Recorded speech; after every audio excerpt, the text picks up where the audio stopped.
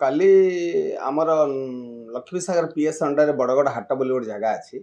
ସେଠି ଗୋଟେ ଆଧାର card centre ଅଛି। ସେଠି ଆମର ଯିଏ ଏଇ କେସ୍ର ଆକ୍ୟୁଜ୍ ସୌରଭ ମାଇତି, ତା ଘର ୱେଷ୍ଟବେଙ୍ଗଲ ଦୀଘା ଡିଷ୍ଟ୍ରିକ୍ଟରେ, ସେ ଏଇଠି ରହିଗଲେଣି।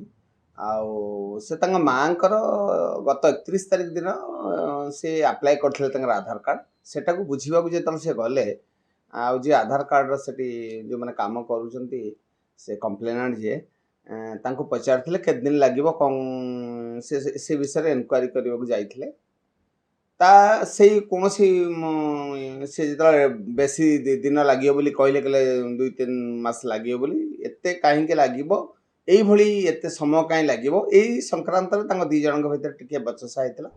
ତେଣୁ ଏଠି ଯେଉଁ ଇଏ ଆକ୍ୟୁଜ୍ ସୌରଭ ମାଇତି, ତାକୁ ସେ ମାଡ଼ ମାରିବା ସହିତ ତାଙ୍କର ଲ୍ୟାପଟପ୍ ଆଉ ଚେୟାର ଆଉ ଅନ୍ୟାନ୍ୟ ଆସବାବପତ୍ର ସେ ଯେଉଁ ଅଫିସରେ ସେ ଭାଙ୍ଗି ଦେଇଥିଲା।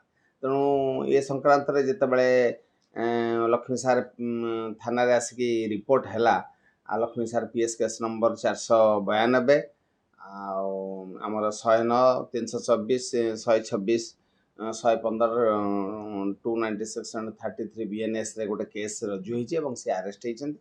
ଆମେ ତାକୁ ଫଲୋଅପ୍ ପ୍ରୋସିଡିଓର କରିବୁ ଏବଂ ତାକୁ ଅଭିଯୋଗକାରୀ କ'ଣ ତାଙ୍କୁ ବି କ'ଣ ଗାଳି ଗୁଲଜ କରୁଥିଲେ? ଅଭିଯୋଗକାରୀ ଜାତିକୁ ନେଇକି କହୁଥିଲେ। ଜାତି ସେ ଜାଣିବ କେମିତି? ଜାତି ତ ସେମିତି ଗୋଟେ କିଛି ନାହିଁ। ସେ ଜାଣିବ ହଠାତ୍ କି ଜଣେ ଯାଇକି ଯେତେବେଳେ ସେ ଅଫିସରେ ପହଞ୍ଚିବ, ଜଣଙ୍କ ଜାତି ଜାଣିବା ସମ୍ଭବ ନୁହେଁ। ତାଙ୍କ ଭିତରେ ନିଶ୍ଚିତ କିଛି ଗୋଟେ ବଚସା ହେଇଛି। ଇଏ ମଧ୍ୟ କିଛି ଦିପଦ କହିଥିବ, କିନ୍ତୁ ଇଏ ଯେଉଁ ପ୍ରକାର ଗୁଣ୍ଡାଗର୍ଦି ସେଠି କଲା, ଯେଉଁଟା ଗୋଟେ ଅଶୋଭନୀୟ କଥା। ଗୋଟେ ଅଫିସରେ ଯାଇକି ଏଟା ଗୋଟେ ପବ୍ଲିକ ର କାମ ହେଉଛି, ବହୁତ ଲୋକ ତା ଦେହରେ ଉପକୃତ ହେଉଛନ୍ତି। ସେଠି ଯାଇକି ତାଙ୍କ ଲ୍ୟାପଟପ୍ ଭାଙ୍ଗିଲେ, ବହୁତ କାମ ସେଠି ତାଙ୍କର ହାମ୍ପର ହେଲା, ଚେୟାର ଭାଙ୍ଗିଲେ, ଏସବୁ ଜିନିଷ ଯେଉଁ ଗୁଣ୍ଡାଗର୍ଦି, ତାକୁ ପ୍ରଶ୍ରୟ ଦିଆଯିବନି ବୋଲି ଆମ ଡିସିପି ସାର୍ ପୁରା ଷ୍ଟ୍ରିକ୍ଟ ଇନଷ୍ଟ୍ରକ୍ସନ୍ ଅଛି। ତେଣୁ ଏ ବାବଦରେ ଆମର ଲକ୍ଷ୍ମୀସାଗର ଆଇଆଇସି ଆଣ୍ଡ ଷ୍ଟାଫ୍ ତାଙ୍କୁ ଆରେଷ୍ଟ କରିଛନ୍ତି ଏବଂ ଫରୱାର୍ଡ। ନିଶାରେ କଲା ନା ଏମିତି ସାଧାରେ? ନାଇଁ, ସେ ନିଶାରେ ତ କିଛି ସେମିତି ଜଣାପଡ଼ୁନାହିଁ।